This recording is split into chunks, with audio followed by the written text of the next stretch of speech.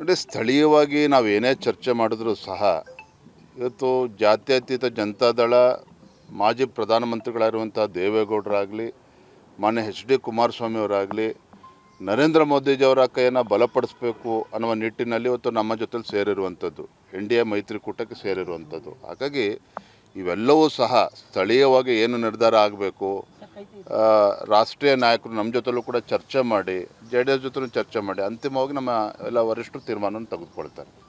Thank you, ಧನ್ಯವಾದ. Sir, ಇದೊಂದು VB Ramji ಚರ್ಚೆ ಆಗಿದೆ ಸರ್. ಅದರ ವಿರುದ್ಧ ನಮ್ಮ ರಾಜ್ಯಾದ್ಯಂತ ಹೋರಾಟ ಮಾಡ್ತೀವಿ ಅಂತ ಪ್ರಧಾನಮಂತ್ರಿ ನರೇಂದ್ರ ಮೋದಿಜಿಯವರು ಒಂದು ಒಳ್ಳೆಯ ಉದ್ದೇಶವನ್ನು ಇಟ್ಕೊಂಡು ಮನ್ರೇಗಾ ಅದನ್ನು ವಿಕಸಿತ ಭಾರತ ರಾಮ್ಜಿ ಅಂಥೇಳಿ ಕೇವಲ ಹೆಸರು ಬದಲಾವಣೆ ಅಷ್ಟೇ ಅಲ್ಲ, ಮಹಾತ್ಮ ಗಾಂಧೀಜಿಯವರ ಕನಸನ್ನು ನನಸು ಮಾಡೋ ನಿಟ್ಟಿನಲ್ಲಿ. ಯಾಕೆಂತ ಹೇಳಿದರೆ ಗಾಂಧೀಜಿಯವರ ಕನಸು ಗ್ರಾಮ ಸ್ವರಾಜ್ಯ, ಗ್ರಾಮಗಳು ಅಭಿವೃದ್ಧಿ ಆದಾಗ ಮಾತ್ರ ದೇಶ ಅಭಿವೃದ್ಧಿ ಆಗುತ್ತೆ ಅನ್ನೋ ಒಂದು ಚಿಂತನೆ ಮಹಾತ್ಮ ಗಾಂಧೀಜಿಯವ್ರದ್ದು.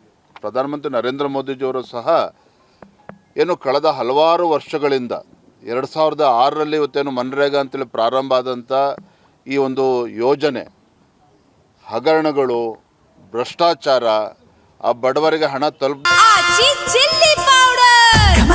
ಸಖತ್ ಖಾರ, ಬಣ್ಣ ಮತ್ತು ರುಚಿ ಆಚಿ ಚಿಲ್ಲಿ ಪೌಡರ್ ಇರುವಂಥದ್ದು, ಹಳ್ಳಿಗಳಲ್ಲಿ ಗ್ರಾಮೀಣ ಭಾಗದಲ್ಲಿ ಅಭಿವೃದ್ಧಿ ಆಗದೇ ಇರುವಂಥದ್ದು, ಯಾವ ಗುಂಡಿ ತೋಡ್ತಾರೋ ಅದನ್ನೇ ಮುಚ್ತಾರೆ.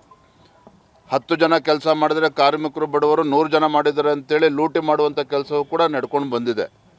ಆದರೆ ಇದೆಲ್ಲದಕ್ಕೂ ಕೂಡ ಇತಿಶ್ರೀ ಹಾಡಿ ಪ್ರಧಾನಮಂತ್ರಿಗಳು ನರೇಂದ್ರ ಮೋದಿಜಿಯವರ ಅಪೇಕ್ಷೆ ಇರುವಂಥದ್ದು ಗ್ರಾಮೀಣ ಭಾಗದಲ್ಲಿ ಇವತ್ತು ಒಂದು ಅಸೆಟ್ ಕ್ರಿಯೇಷನ್ ಆಗಬೇಕು, ಗ್ರಾಮೀಣ ಭಾಗದಲ್ಲಿ ಅಭಿವೃದ್ಧಿ ಆಗಬೇಕು.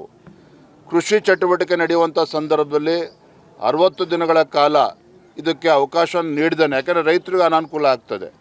ಆ ಸಂದರ್ಭದಲ್ಲಿ ರೈತಾಪಿ ವರ್ಗಕ್ಕೆ ಅನುಕೂಲ ಆಗಬೇಕು ಅಂತೇಳಿ ಆ ಸಂದರ್ಭದಲ್ಲಿ ರಜೆಯನ್ನು ಕೊಟ್ಟಿದ್ದಾರೆ ವಿನಃ ಹಿಂದೆ ಯಾವ ಪದ್ಧತಿ ಇತ್ತು, ಗ್ರಾಮ ಪಂಚಾಯತಿ ಮಟ್ಟದಲ್ಲೇ ತೀರ್ಮಾನಗಳು ಆಗ್ತಾಯಿತ್ತು. ಈಗಲೂ ಕೂಡ ಮುಂದಿನ ದಿನಗಳಲ್ಲೂ ಕೂಡ ಅದೇ ಆಗುವಂಥದ್ದು. ಆದರೆ ಕಾಂಗ್ರೆಸ್ ಪಕ್ಷ ಇವತ್ತು ಸಿದ್ದರಾಮಯ್ಯನವರು, ರಾಹುಲ್ ಗಾಂಧಿಯವರು ಇದನ್ನೇ ಅಪಪ್ರಚಾರ ಮಾಡಿಕೊಂಡು, ಯಾಕೆ ಅಂತ ಹೇಳಿದ್ರೆ ಇವತ್ತು ರಾಜ್ಯದಲ್ಲಿ ಕಾಂಗ್ರೆಸ್ ಬಗ್ಗೆ ಜನರ ವಿಶ್ವಾಸ ಹೊರಟೋಗಿದೆ. ಹಾಗಾಗಿ ಈ ವಿಚಾರ ತೆಗೆದುಕೊಂಡು ಮಹಾತ್ಮ ಗಾಂಧಿಯವರ 2ನೇ ಬಾರಿ ಕೊಲೆಯನ್ನು ಮಾಡುವಂಥ ಕೆಲಸ ಭಾರತೀಯ ಜನತಾ ಪಾರ್ಟಿ ಮಾಡಿದೆ ಅಂತೇಳಿ ಅಪಪ್ರಚಾರ ಮಾಡೋದಕ್ಕೆ ಹೊರಟಿದ್ದಾರೆ.